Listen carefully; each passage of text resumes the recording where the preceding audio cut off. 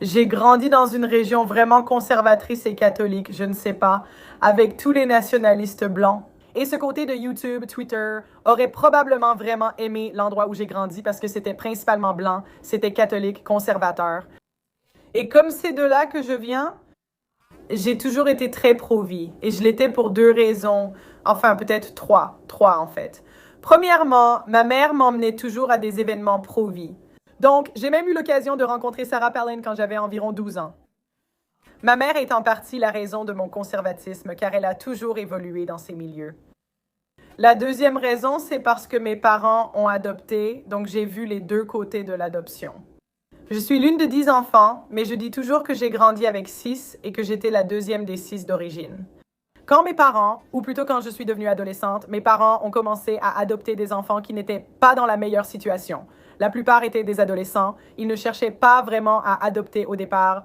Mais l'un avait un parent sans abri, un autre avait un parent alcoolique, et dans l'ensemble, c'était de bons enfants. Juste, vous savez, maudits avec de mauvais parents, vous voyez? Mes parents étaient vraiment des gens généreux, alors ils l'ont accueilli quand même. Avançons rapidement. J'ai eu 22 ans. J'ai appris que j'avais en fait un frère dont je ne savais rien.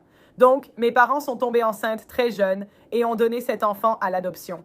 Il a grandi dans une autre famille, je l'ai rencontré à l'âge adulte. Donc, toutes ces expériences m'ont rendu pro-vie parce que j'ai été des deux côtés de l'adoption et ça m'a vraiment surprise. Un jour, alors que je débattais de l'avortement dans la rue, je tenais une pancarte disant « L'avortement est une échappatoire ». Ce n'est pas si difficile de ne pas tomber enceinte, ce qui est vrai, vraiment.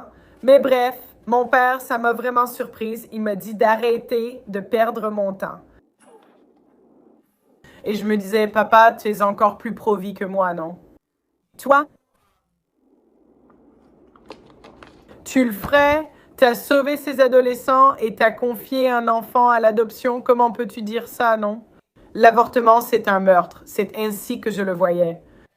Et je le vois toujours comme ça. Je pense que tu tues beaucoup. Je pense que tu tues un enfant. Et je pense, papa, que c'est comme un génocide sous nos yeux. Comment peux-tu dire ça? Et mon père a dit que les conservateurs devaient abandonner la question de l'avortement parce que ça ne changera pas. Et il m'a dit que je perdais juste mon temps. Et au début, tu sais, j'ai protesté et crié comme le font les femmes. Non, je ne perds pas mon temps. Ensuite, tu sais, j'ai souvent participé à ces débats sur l'avortement et montré des avortements à des femmes. Et même après avoir vu des membres de bébés arrachés, elles disaient quand même non, une femme devrait toujours avoir le droit de choisir.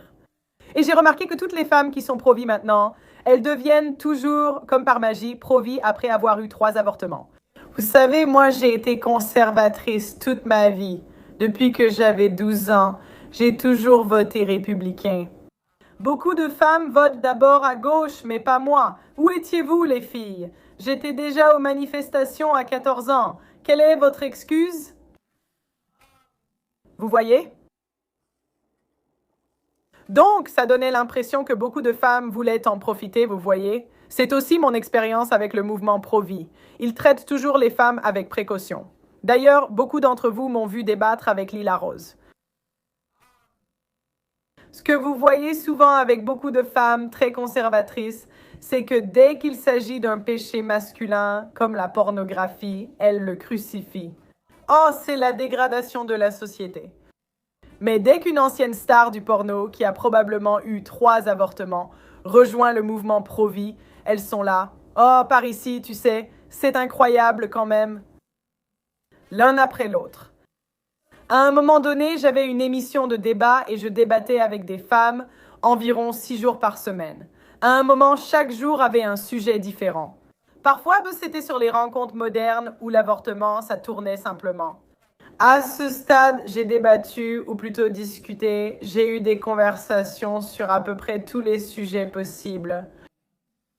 Et ce que j'ai compris, c'est que les hommes intelligents ne veulent pas perdre leur temps. Et mon père est un homme très intelligent. Et les hommes intelligents vont regarder ça et se dire « Wow, tu sais, c'est comme la WWE, tu vois, cool ». C'est amusant de regarder un débat, peut-être de temps en temps, mais les hommes intelligents ne vont pas essayer de te faire changer d'avis parce qu'ils ne veulent pas perdre leur temps. Et la façon dont mon père verrait les choses, c'est que la quantité d'efforts nécessaires pour changer les lois sur l'avortement, avec les femmes qui se débattent et crient, ça ne vaut pas la peine. Ils peuvent simplement leur laisser ça. Je vais aller gagner de l'argent, je vais construire des choses. Tu sais, mon père a construit un immense hangar dans son jardin. J'ai de meilleures choses à faire et je m'en suis rendu compte. Les hommes intelligents en général n'aiment pas les débats. C'est vraiment pour les hommes de statut inférieur qui n'ont rien à faire, tu vois? Et ce n'est pas une insulte, d'accord?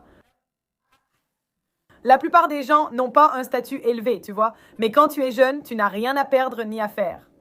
Beaucoup de jeunes hommes aujourd'hui n'ont ni femme ni enfant, donc ils ont du temps pour débattre. Mais au fur et à mesure qu'ils fondent une famille et trouvent mieux à faire, ils finiront par choisir autre chose. Plutôt que de se disputer, surtout de se disputer avec des femmes, parce que les hommes peuvent être convaincus par la logique, les femmes sont complètement illogiques. Tout est basé sur ce que nous ressentons. Si l'avortement ne nous choque pas, nous continuerons à tuer nos enfants. Si on ne le voit pas comme tel, cela durera indéfiniment. Les hommes intelligents le voient et disent, tu sais quoi? Les gars qui sont payés pour débattre, c'est autre chose. Parce qu'ils sont payés, non? Ils reçoivent de l'argent. Ou les femmes. Nous aimons juste perdre du temps, alors nous continuerons ainsi éternellement. Mais d'après mon expérience, les hommes les plus intelligents, ils regardent juste le tableau, ils regardent l'échiquier et ils voient comment ils peuvent bouger. Les meilleurs dans le système actuel que nous avons, mais ils ne vont pas perdre leur temps à débattre avec toi et je pense que c'est le défi auquel tu fais face. Dans la société, il y a beaucoup de gens, surtout dans les médias, qui montent dans les rangs de la société. Donc, comme les Destiny du monde, les Anna Kasparian du monde, les Common, les Brett Coopers du monde, les Candace Owens du monde, même comme les Matt Walsh, Michael Knowles. Et en général, ils sont de statut bas, ils auraient un statut bas n'importe où ailleurs, comme s'ils n'avaient pas de domaine d'expertise ou de compétences, ou un ensemble de réalisations. Ce sont juste des acteurs, essentiellement. Mais ils sont devenus vraiment doués dans l'art du débat. Mais ce qui n'est pas reconnu, je suppose, c'est que des hommes intelligents ne vont même pas discuter avec vous. Donc, ce que j'ai constaté, en fait, c'est que ce sont les personnes les moins intelligentes qui participent au débat. En réalité, ce sont surtout des femmes ou des hommes de faible statut. Parce que les hommes intelligents, les hommes de haut statut, eux, ils ne vont tout simplement pas perdre leur temps. Il y a quelques mois, j'ai vu un extrait où quelqu'un du cabinet de Charlie Kirk débattait avec Destiny, qui parle toujours par-dessus tout le monde, car il est devenu très doué pour cela. Je me dis juste que j'étais dans un monde de clowns, parce que dans aucun autre univers, un gars avec aussi peu d'expérience dans quoi que ce soit n'aurait le droit d'avoir une opinion aussi bruyante. Et tu pouvais voir que le gars le plus intelligent du panel, il n'allait pas te couper la parole, il n'allait pas le faire. Il était juste assis là à attendre que ce gars se taise. Et c'est ce que j'ai remarqué chez les hommes les plus intelligents. Ils ne vont pas se battre pour parler. Il faut vraiment leur demander leur avis, car ils ne le donneront pas spontanément. Ils vous considèrent majoritairement comme stupides et de simples commentateurs. Donc, de toute façon, mon expérience dans les émissions de débat, les panels et tout ce genre de choses, même si vous regardez, par exemple, Jubilee, franchement, quelles personnes intelligentes en général vont sur Jubilee? J'en suis arrivée à participer à ces débats et je me dis, je n'étais jamais censée entendre aucune de vos opinions. Je ne suis pas censée être là, je vis dans un monde de clowns, non? Je suis censée entendre l'avis du gars qui a travaillé pendant 30 ans et qui est expert dans ce domaine sur ce sujet. Mais je dois écouter Brett Cooper, Anna Kasparian, Candace Owens, genre, ce sont ces personnes que je dois écouter. Et j'en suis juste arrivée à un point où je me dis, c'est la plus grande perte de temps. Et je pense que les hommes arrivent aussi à ce point-là. Parce que l'opinion de personne ne change et que les règles du système ne vont de toute façon pas changer. Je suis payée pour ça. Donc, je continue à faire des débats. Tu vois, on est un peu obligé, mais même quand je fais ces débats, je me dis pourquoi je suis là. Pourquoi est-ce que, tu sais, Terence Pope a sauvé 500 hommes de poursuite? Pourquoi il n'est pas ici, tu vois? Et c'est parce que les experts et les personnes les plus intelligentes sur le sujet ne participent jamais au débat.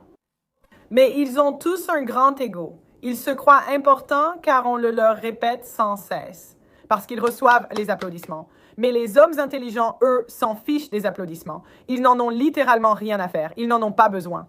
J'aimerais pouvoir exprimer à quel point mon père se fichait d'obtenir du mérite quand j'étais enfant. Il ne se souciait pas du mérite, il ne se souciait pas du statut, il s'en fichait, il voulait juste... Il répétait, fais-le simplement, quelle est la prochaine étape? Quelle est la suite? Chaque fois que je lui dis, parfois je me plains, genre des pagites ou autre, et il me répond juste, on s'en fiche. Il me dit, on s'en fiche, vraiment. Tu ne peux pas le changer. Qu'est-ce que tu peux changer? Qu'est-ce que tu peux faire? Les personnes les plus intelligentes ne se plaignent pas, elles se concentrent sur ce qu'elles peuvent changer, c'est tout.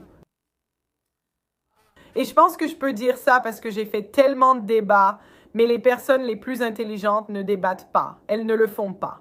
Elles ont mieux à faire, surtout débattre avec des femmes. Ils savent que tu ne gagneras pas, même si tu gagnes un débat avec des femmes. On te verra toujours comme le méchant.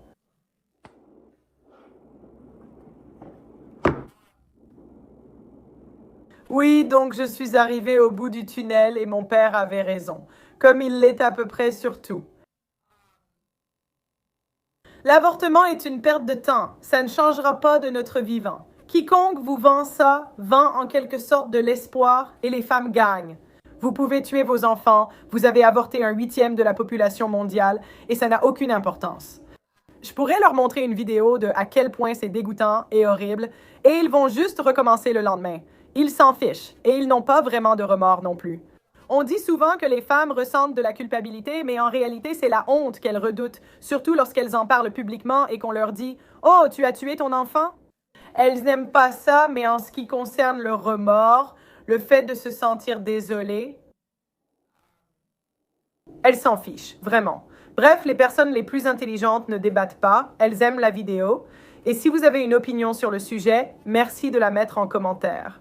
Je les lis et très souvent, le lendemain, quand je fais un café discussion, je prends directement votre commentaire. Parfois, j'y réfléchis. Je pense à mon prochain sujet grâce à un commentaire. Aimez la vidéo et on se retrouve la prochaine fois.